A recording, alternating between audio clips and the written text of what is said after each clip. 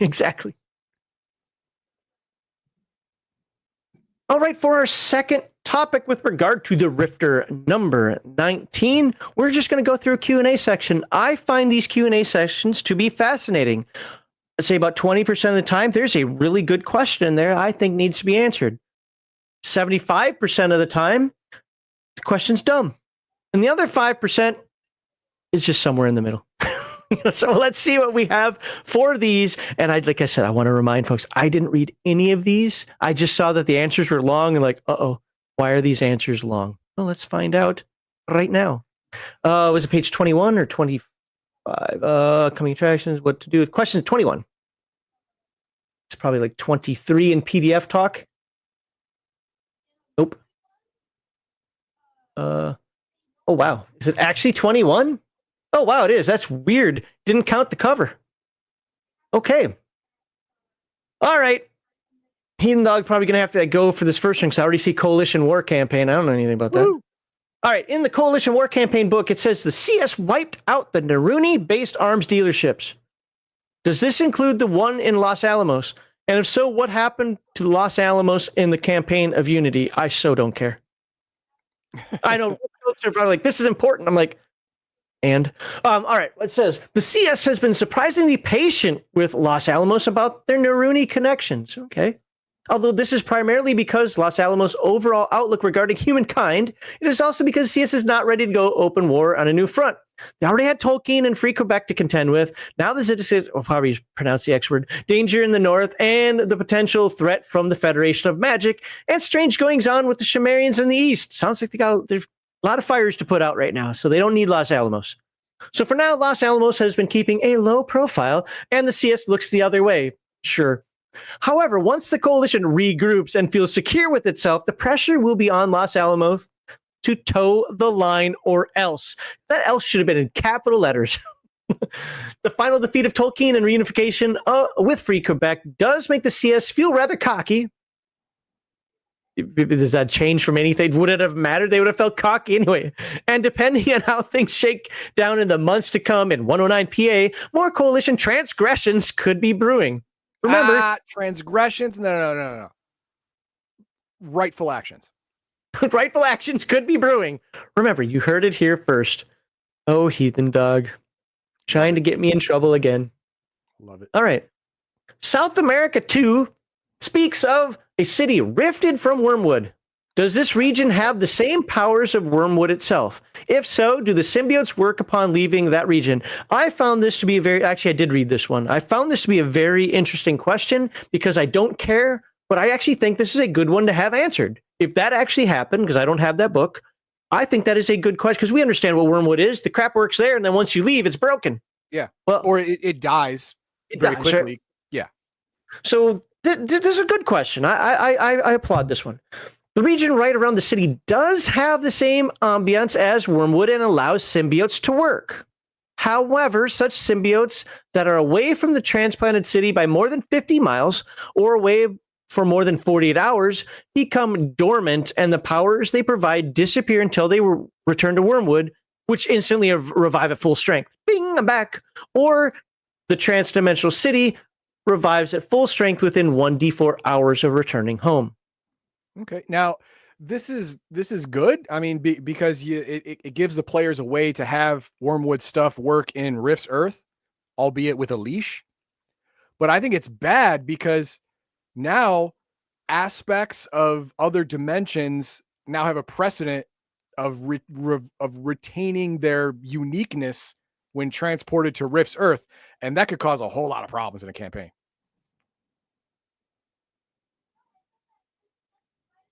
You heard it here first. I don't know what this is, but maybe somebody can explain this to me after I read it. Are Rahu men the only kind of DB accepted by the New German Republic? It says in a Conversion Book 1 that a Rahu man, Cyber Knight, is a member of their government. And if so, what does the CS think of this? I think his name is Rasheen. Okay. Rasheen served in the NGR government during its early years when there was little contact between North America and Europe. Since then, the Cyber Knight has gone off to adventure in Africa and has never been seen again. As for accepting DBs, the NGR accepts most kinds, and even limited magic and psionics. They are not as prejudiced as the Coalition, but still all DBs are considered second-class citizens. Yeah. This sounds like the kind of exception that clarifies the rule type thing. Like Rasheen was so awesome, they had to accept him. They had to. But maybe you should go, like, and not come back. But we will revere you as long as you're gone. It's probably one of those things. Well, thank you from afar. You know, it's funny. I did read this one. I've actually read these first three. So remember when I said I didn't read any of these? I did read some of these, but I don't think I got past this page. How are changelings regarded in Rift's Earth? Are they hated and feared, even by non-humans like Palladium Fantasy, or are they considered normal DBs? Would a changeling hide his true nature even from other DBs? And this is where the first long answer came in, if I remember correctly. Yeah, it was long enough for me. It all depends on the individual character and the environment he is operating or living in. A changeling or any shape changer might feel comfortable revealing his true nature in a community of other DBs, especially if the character was respected and loved in that community. On the other hand, shape changers are generally feared. Well, yeah, if you can look like my girlfriend, how am I supposed to know that that's actually my girlfriend? I don't like that. You're creepy. Stop it. Don't do that. They would have a hard time fitting in, even in a place like New Laszlo, and even community that once held them in high regard might shun or fear the character if his true shape-shifting nature were revealed. Yeah. Of course, a shape changer, especially one as gifted as a changeling, would be run out of town if not imprisoned or killed in a paranoid town or one that fears magic and or alien/DBs. Who could that be talking about? The Coalition Army, makes a concerted effort to find and exterminate changelings and other with powers to change their appearance. Note, changelings are exceedingly rare on Rift's Earth. Basically, hey, dum-dum, why are you trying to play one of these? Yeah. I might be inferring a little bit there, but I'm going to go with it, since it says note in bold letters. All right, I'm wondering, this is a good one, because I know where the answer to this is. I'm wondering, are there any rules or statistics for black powder weapons in any of the books? Yeah, Transdimensional TMNT. There we go. Fine, I'll read it. What's that? It says it in the second paragraph. Does it? Magically enhanced black powder weapons can be found in Rift's Dimension Book 1 and in Coalition Navy. Okay, but stats for non-magical versions only ever appeared in Transdimensional Ninja Turtles. I don't think that's the full name of the book. For those who do not have Transdimensional TMNT, the average black powder weapon inflicts 3d6 to 5d6 SDC damage based on caliber with an effective range of 100 to 150 feet. For rifles with pistols having an effective range of 50 to 75 feet. These weapons also have an effective rate of fire of 1 per melee round. How many actions do I have? 1. But I have, nope, 1. 1. And requiring the rest of the round after firing to reload before they can be fired again. That's why in real life, if you had if you were an officer and had a black powder handgun, you fired it, dropped it, used your sword from then on, and kept going, because loading that thing and yelling timeout, it's not going to work. Even the Civil War, what was it, the 30-30, I think it was, if I remember correctly, the firearm, they called it the all-day firearm because you could load up and just fire, seemingly fire all day. Somebody can, I might have the exact term wrong, but it's called like the all-day gun or the all-day, something like that, and it's because they weren't used to that. Can a character who is affected by the time slip spell trigger wards? And if they can, when are they triggered? Okay, too many theys there. Okay, can a character who's affected? Okay, so it should read if he can, when are they triggered? When everyone else gets to act, or when he activates the ward. This is why having singular they is stupid, because it makes so much more sense if you say, let me read it right. Can a character who's affected by the time slip spell trigger wards? And if he can, when are they triggered? When everyone else gets to act, or when he activates the ward? Yes, the character can set off wards while subjected to time slip spell. I don't know the time slip spell, so. And the activated wards are triggered immediately. Do you know that spell? I've seen it, but I don't recall how it works. Damn it. Okay. Well, that's fine. Somebody out there will. It's a short answer. We can move on. Yeah. I noticed that there's a weapon proficiency modern weapon skill in the Palladium Fantasy RPG, and some of the art in it shows modern weapons. How common and available are firearms in Palladium Fantasy? I thought this was an interesting question when I read it the first time. So I was like, I never realized that. But yes, there are. They are quote unquote super rare and are present at all only as the result of dimensional travel.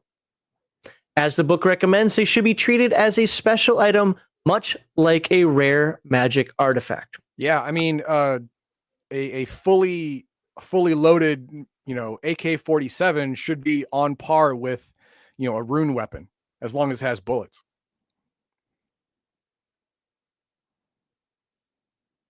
What about gunpowder and its equivalents? How common are they? Alchemists and select others may know the secrets of gunpowder and use their knowledge in making of fireworks, flash powder, and smoke bombs. They do not have the knowledge or inclination to make firearms because they're not Americans, or even grenade-like explosives, and neither should the player characters. I'm going to come back to this in a moment. Let me finish this first here. One of the rare explosive devices in the Palladium world is based on naturally occurring substance called fire sand and is only found in Yinsloth jungles. It is very rare and hard to acquire even in and around the jungles.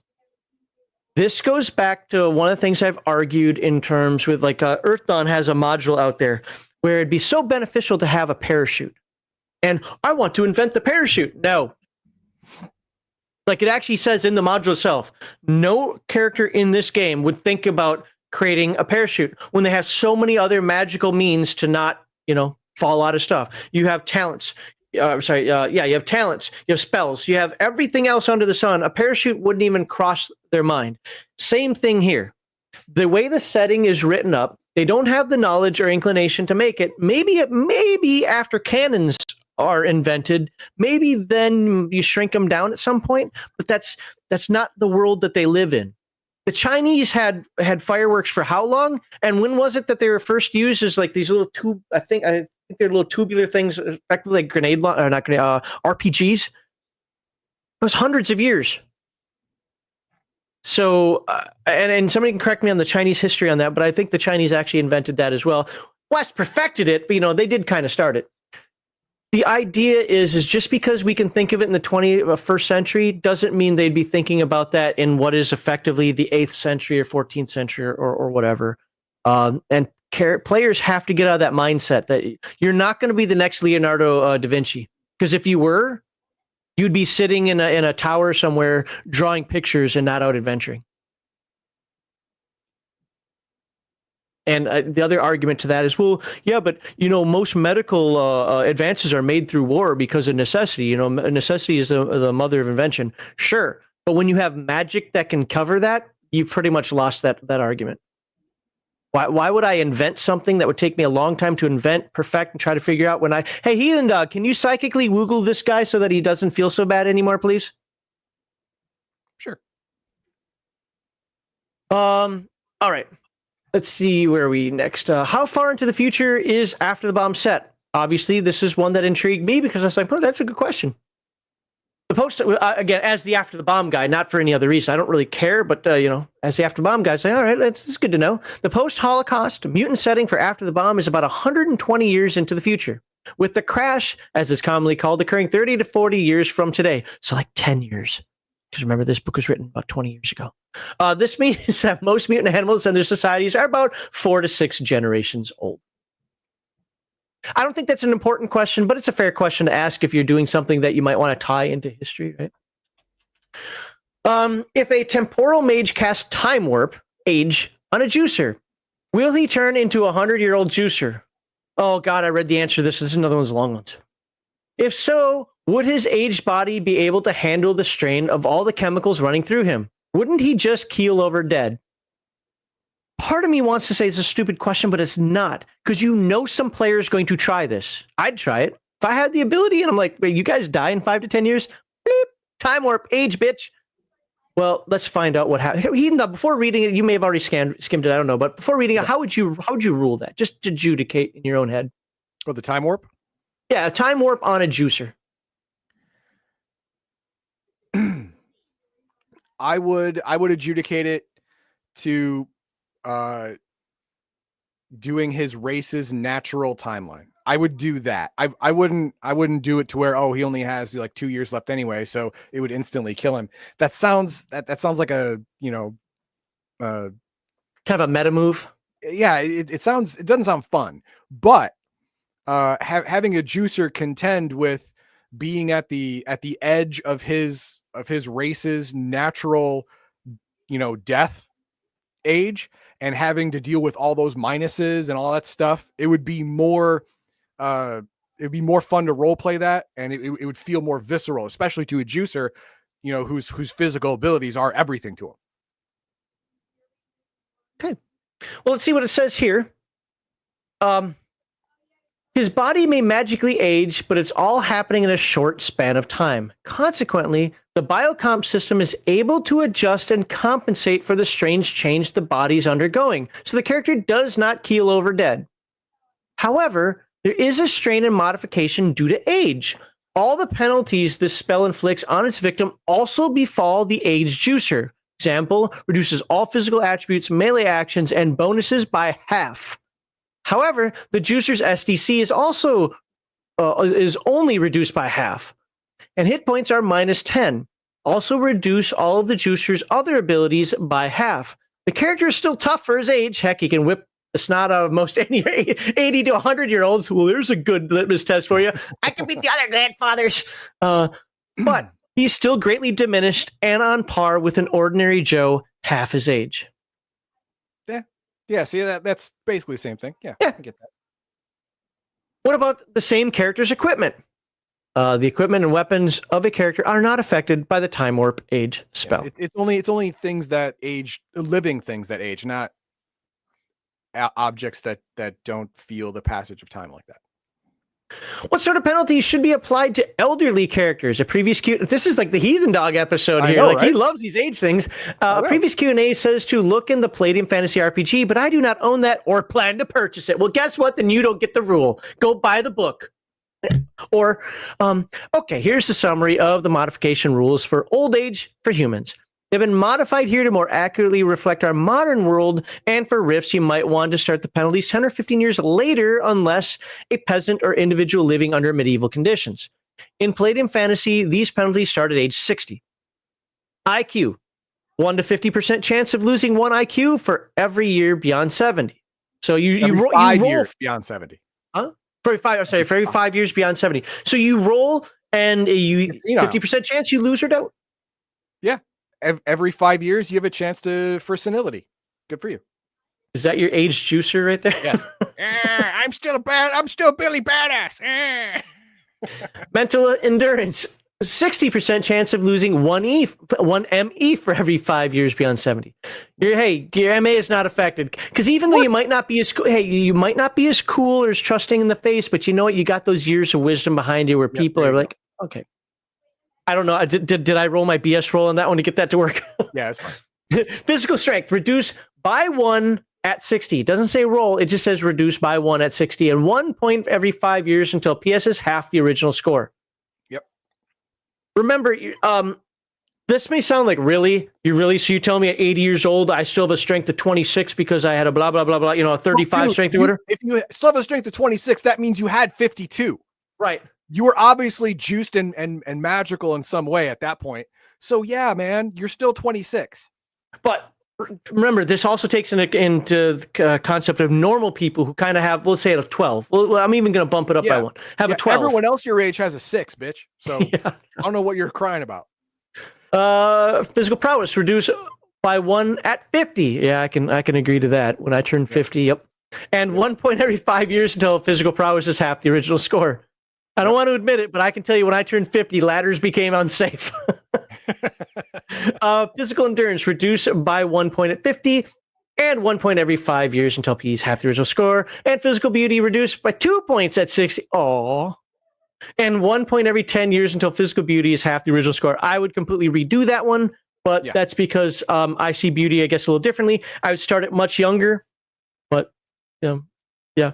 Reduce speed, reduced by 10% at age 40, 60, just by 10%. Yeah. I want to see what 90-year-old is running at 50% of his. It's a game, folks. Hang on. 10 10, 20, 30, 40, 50, 60, 70. Minus 70% at 140 years old. Dude, if you're 140-year-old that can go 30% of the speed you went at 20, you're doing great. Yeah, right. It is a You're doing game. great. It is a You game, shouldn't be able folks. to walk, let alone run. Skills requiring prowess, agility, and dexterity, such as pick locks, prowl, etc., are reduced by 5% for every 5 years beyond 50. I leveled up, but you also aged. Oh. Carrying weight is reduced by 60. Oh, Okay, sorry, I don't reduced like that. at 60. It's a figured characteristic based on your strength, and you're already losing strength. Yeah, that's fair. It's like being double taxed at this point. You know, that's a good point. That's actually a good point. Number of attacks are reduced by 1 at age 50, 70, 90, and 120 years. I get that one, yeah. Okay. SDC is reduced by 20% at 60 years of age and for every 10 years beyond 60. Special parenthetical. Yeah, I kind of skipped that. Can be reduced down to 0. Yes. That means everything's directly to hit points. Doesn't mean you're dead. Yes. No. Fatigue's 20%. You can have 0 SDC and technically be fine. Yes. It's fatigues 20% more quickly at age 50, 70, 90, 110. Again, that's another double tax because you're also losing physical endurance. Which here's my question: how long you can run without, how long you run and swim without getting exhausted. So yeah, that's another double tax. I'm gonna put a poll. Keep talking. I'm gonna put a poll in the chat here. All right. Well, already a couple of people saying double tax is double bullshit, and then it comes back and says I hate the government. Sounds like California. Yeah, we're all double taxed. I mean, except if you live in a couple states. If your state has a sales tax, you're double taxed. You're double taxed on getting the money, and then you're taxed again when you spend the money. So you're getting taxed both ways. Does that fair? I don't think so. Is it done and is it accepted in most places? Sadly, yes. I don't like it. Sucks butt. All right. Well, since we're talking about aging, let's talk about what happens to old superheroes. Okay, Rorschach. Let's go. Great question, and one that is seldom addressed in comic books or RPGs. We think it all depends on the individual hero's circumstances and the environment they live and work in. Some may die in a blaze of glory. There you go. Others retire to the old folks' home. Some turn to consulting or taking a desk job with a superhero group or law enforcement agency, while still others vanish from the public eye. We're trying to live an ordinary life while working to maintain their secret identity a secret. This is something Kevin says he may address in the revised and updated Villains Unlimited 2nd edition sourcebook. I only have 1st edition. I have no plans on getting 2nd edition. So thank you for the Rifter, because I'm now going to get some answers. See, I'm like that guy who refused to buy Palladium Fantasy. I'll just buy 17 Rifters and piece it together. There you go. For an established campaign world with super abilities have existed for about 2 or more generations, 50 plus years, some thought has to be given to the older generation. First, as superhumans, it's fair to assume that they are at peak physical and mental prowess longer than the average human. Fair. That means most can probably function as a superhero without noticeable deterioration or slowing down till age 50 or even 60. But after that, most are likely to feel old age come slamming down on them hard. Actually, in the cartoon Batman Beyond, this was the premise of Bruce Wayne getting a new Batman, because he did it as long as possible. He even got a suit that augmented his strength, like Iron Man-esque, his speed and strength, because he was getting too old. And then he got to the point where his heart couldn't take it. And then he had to retire. Hold up. I heard that Alfred was Batman at some point. No. I could have sworn Garthon covered comic books at one point where Alfred took on the mantle of Batman. No. There was one alternate world, like What If for DC type thing, where Alfred was the Joker, because Batman needed an enemy like the Joker to stay sane. 1 second. Which I thought was stupid, but whatever. All right. Okay. You know what? Maybe I'll have to, because those videos still exist. I'll have to go back and look. I could have sworn Garthon covered something like that, but maybe I'm wrong. I don't do comic books. All right. Where are we here? If using the suggestions for power degradation mentioned a bit later on, then special retirement or medical facilities may have to be set up for caring for these heroes of a bygone age. Yeah, the movie Logan, where all of the mutant powers were starting to get a little finicky, and Professor Xavier was getting senile and he was losing control of his powers. And only Logan could take care of him because no one else could be around him when he had a fit, because he would just kill everybody, but Logan's brain would regenerate. These people in chat, man. Let's see, where are we here? I want to read chat, not this article. If their superpowers or mind, for that matter, go awry, they may have to be restrained and contained in places like Gramercy or Grace Mercy. Wait, how the hell do you pronounce it? Gramercy Island. It's Grace Mary. It says Grace Mary. Oh, well, that's a typo. It's Gramercy Island. Okay, that's what I thought, because I heard you say that a lot of time. But okay, yeah, it's a penal colony for the superpowered. Okay, Gramercy Island and other superhuman containment facilities. If you want to make an old superhero character, you may wish to refer to the aging rules just presented, as that's the one we read, question we read before. Present, as well as in Heroes Throughout the Ages article, which saw print in the Rifter number 5. So that's Heathen Dog, but I don't think he covered that article. I didn't cover this particular one. No. Which presents ways of changing Heroes Unlimited for creating characters from the entire historical tradition of the super character, from pulp age heroes of the 1920s to the golden age of the 40s. I think I did do this. I didn't focus on the aging part. I just focused on the. Yeah, it sounds familiar to me, so I think you did. Yeah, I look at just that. Focused on the ages. We might have a video on this that, if I remember, I can link. Yeah. Somebody send me a message on Discord to remind me to do that, because otherwise I'm not going to remember. All right. Next year. Oh my God. How long is this one? Next generation. Those who maintain successful secret identities may just decide to fade away and retire gracefully, maybe with friends and family. No, the enemy took out your family. Yep. However, they may have a younger sibling, cousin, child, or grandchild who chooses, with or without the super being's blessing, to carry on the legacy. That is covered in some degree in the Heroes Unlimited Game Master's Guide. Now, I have debated this, and how about this? You guys can tell me in the comments. I've debated doing a comparison of the Heroes Unlimited Game Master Guide versus the Rifts Game Master Guide, because as of right now, in my page throughs of them, when I looked at them a couple years ago, I think the Rifts Game Master Guide is not worth the money. I don't want to say it's trash. It's not trash. It's just not worth the money. But I thought that the Heroes Unlimited GM Guide was absolutely awesome. You guys want to see me do a comparison video like that, or just cover each one by itself? Let me know in the comments. All right, what happens to super abilities as a hero grows old? Oh, Lord. I'm honestly getting bored of these questions. It all depends on the particular character and what their powers are, and what the Game Master decides should happen. No, wrong. It all depends on what category of superhero they are. That's it. Well, that would be that would be a Game Master decision. No, it wouldn't. It's just common sense. You people, Game Master out there, this is how you do it. Don't make your own decision.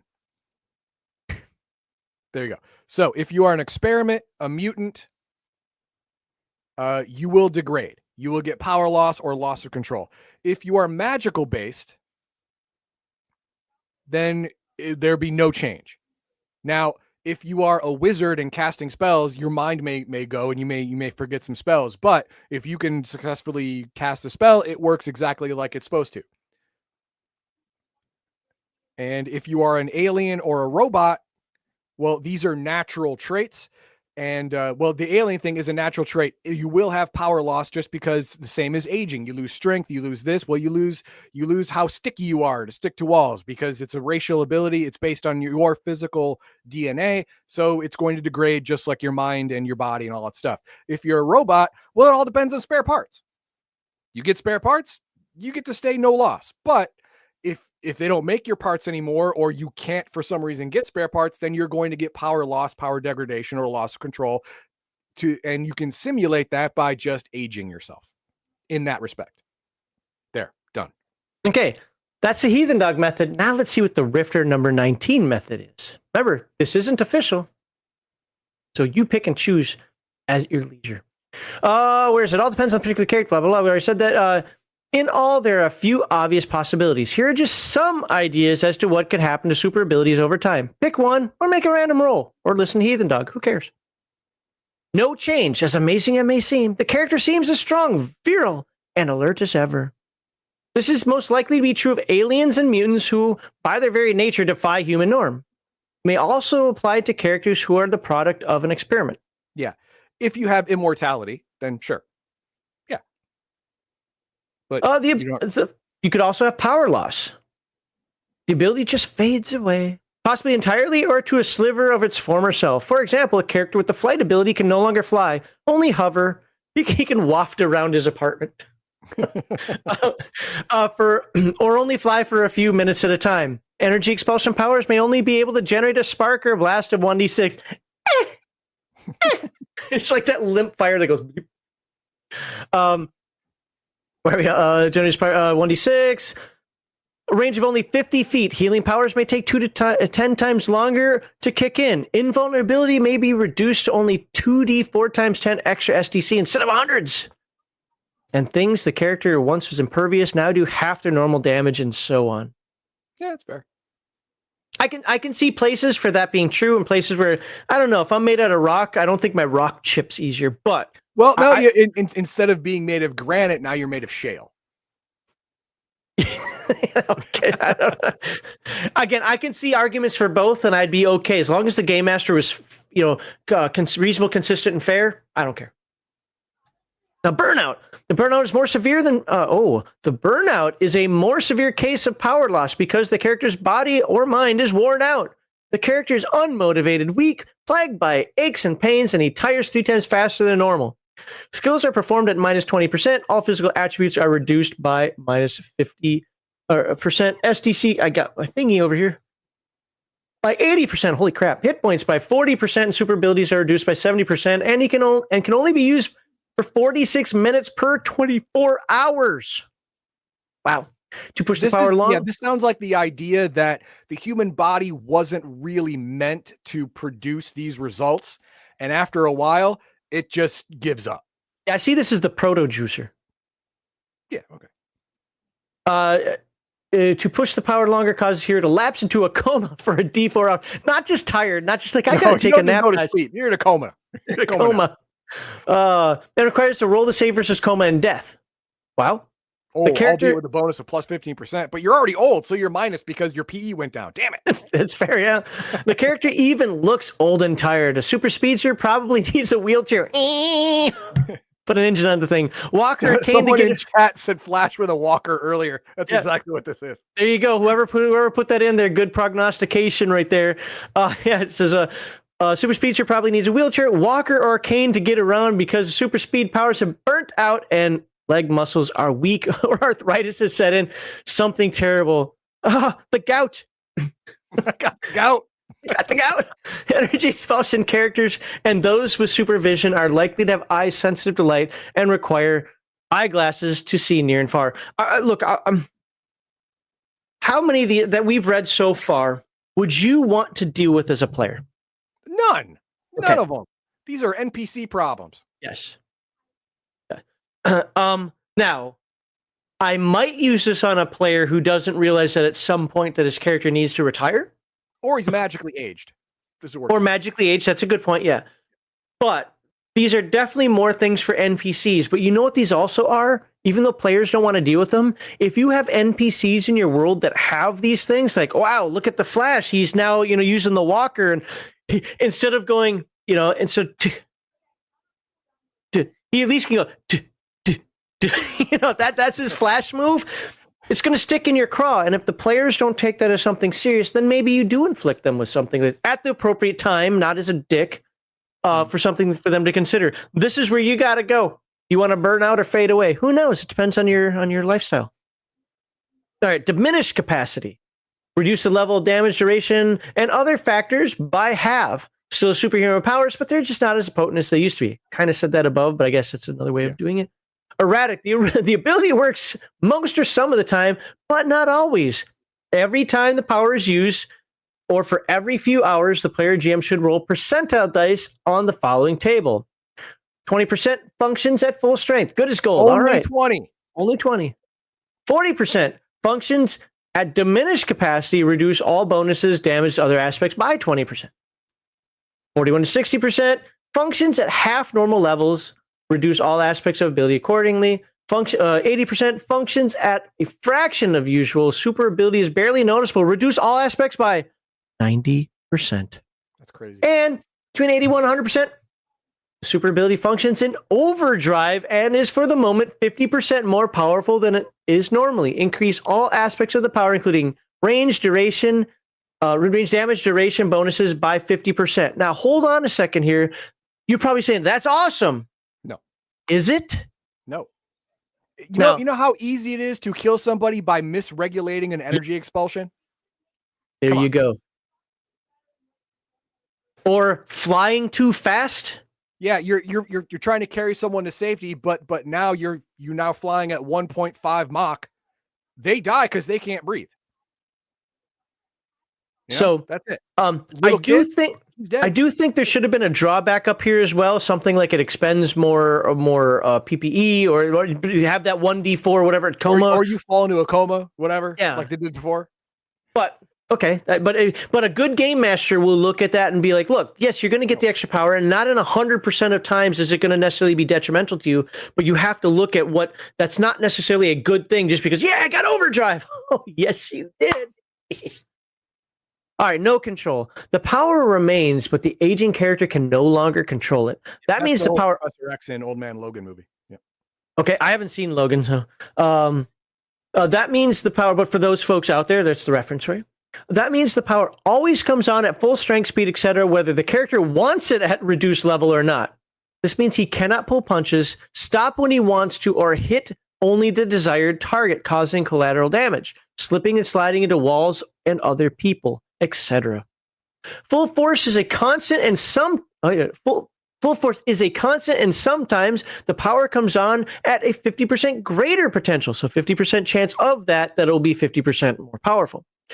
The character is a danger to himself and others around him. Worse, the power may turn on all by itself at random and unexpected times. You're walking around the nursing home, and all of a sudden your flame shield pops on, and you burn Edith and Maeve to death. You know, I mean, their grandkids were going to visit today. Finally, come on, man. Yep. Worst department turn unexpected times when the old hero is angry, sad, or otherwise upset. Maybe even when he dozes off, you sleep and you burn your bed. He peed himself. No, that was just his water power. Yep. And can't turn it off for at least 2d6 minutes. That's a lot of rounds. That's a lot. It's a lot. In the case, yeah. In the case of transformation, alter physical structure, intangibility, invisibility, and similar abilities, the power may be on and the character transformed half of the time to constantly, whether the character wants to be or not. So, Heathen Dog, how you do? Boop, I just teleported away. Well, if you don't want to talk, you just say so. God. I know, right? Where are we at? In the latter case, it takes a forced effort on the part of the aging superhero to transform into a normal human state of being. This can be extremely dangerous with characters who turn into fire or energy. Oof. All right. That was a long one. But to be fair, it made good points. Again, you can use the Heathen Dog method. You can pick one of these methods or use it as inspiration to come up with something on your own. Hey, Heathen Dog, do you love Chaos Earth? I love it. All right. Well, how many parts are going to appear in the Rifters? Probably 5. Yeah. Okay. Let's move on. Because this is so old and Chaos Earth is an actual game now. Earlier in this thing, it said this is part 3 of 5. Yeah. So 5.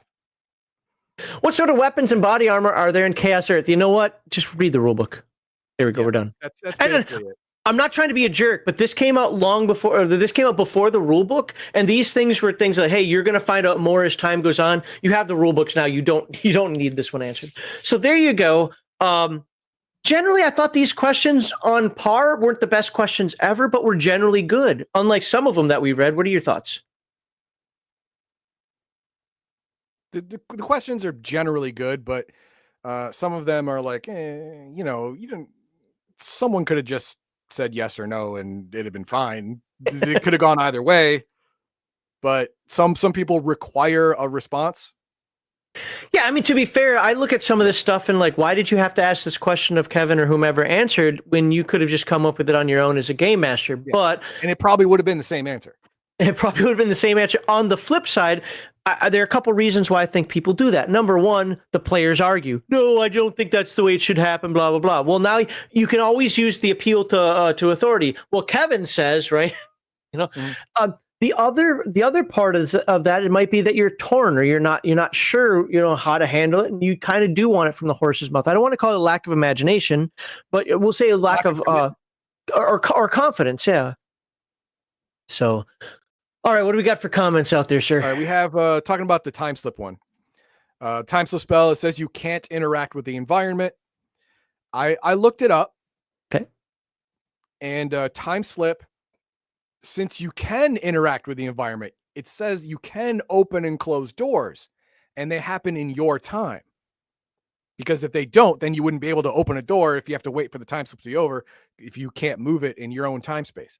So if you can interact with the physical world, then you will set off a trap. Now, my problem with these magical traps is, yes, you set it off, but unlike the door, you're not constantly putting force on it. Once the trap sets off, it'll set off, but it'll set off in the normal time stream. That means an explosion would go very, very slowly. Like this. Because you're no longer interacting with it. So, if anything, I would adjudicate that it would do minor damage or no damage if you can jog away from it. Okay. Because if you're in a time space that's 1/1000th of normal time space and a grenade goes off, it's going to be going 1/1000th as fast, which means it's going to do less damage, if anything at all. I would adjudicate that. But I wouldn't say it goes off immediately for you. Yeah, so I agree with Polyrobotics here. This is exactly what I thought of when I was reading that, is that they are magical. Your ability is magical, but this is also magical. So yeah, I understand it, but I don't see how it would explode in your time stream and not the time stream that it was placed in. You are moving faster in time than the ward was or is. You did set it off because it was a magical trigger. You did step on it or open it or whatever. So the trigger does go off, but the effects are based on normal time stream, not your advanced time stream. I think the issue I would make that adjustment. Yeah, I disagree with that, and here's why. Now, it just comes down to, we'll say, the philosophy of magic, which there's literally no such thing, but it's kind of the philosophy of magic, where think of it as more fourth dimensional, for lack of a better term. Magic doesn't work the way science works. Where science is addition and subtraction, magic is multiplication and division is one of the ways that I heard it described years ago. So I would just say that it's not happening in the realm of physical space, physical science. It's happening in the realm of magic. Your ability is magical, that ability is magical, but it's like a bullet. They're happening both in physical space. One just happens to be using physical laws. The other ones are happening to use magical laws.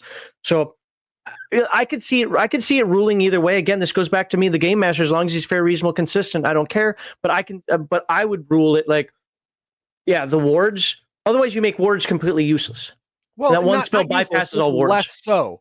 I mean, but the thing is, if it affects you exactly the same as it affects everyone else, does that mean it goes off in two places, your time stream and the real time stream?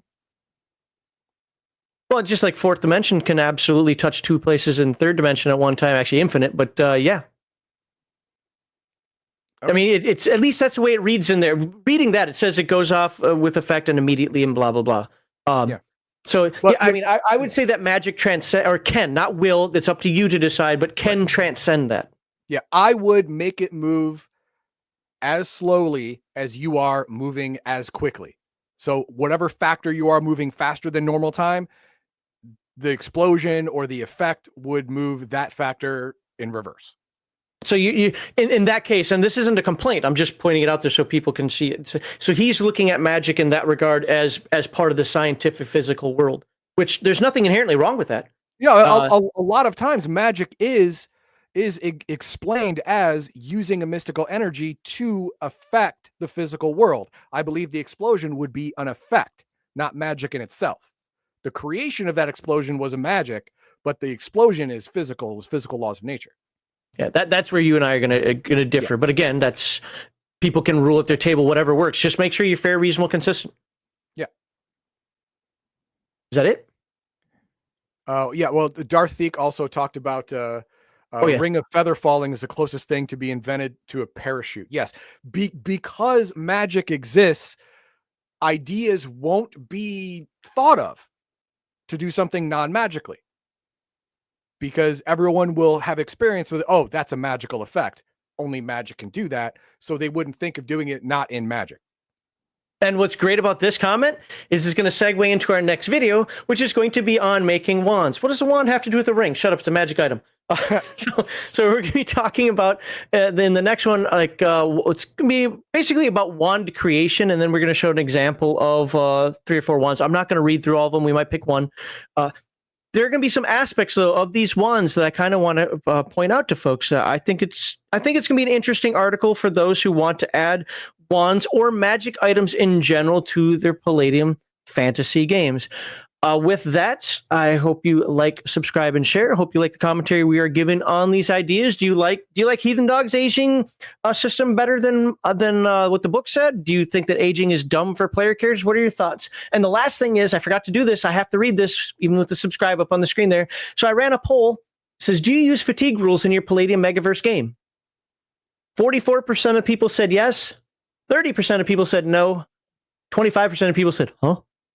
Cool. So I'm one of those that I do not use fatigue rules in the Palladium games. Not that I'm against them. I just honestly forget about them. And I don't even think about it. I just keep the game going. And also, my games are so deadly, you very rarely get to the number of rounds you have to get to for that to happen anyway. Either you've won or lost by that point. I will use them in chases, and that's about it. So for me, but in terms of just generic combat, running, I don't use them. Yeah. Lifting, carrying, stuff like that, it makes a lot more sense. Yep. But you are right. Combat is usually over in a few minutes before someone is actually getting tired. All right. Once again, please like, subscribe, and share, and see you in the next video.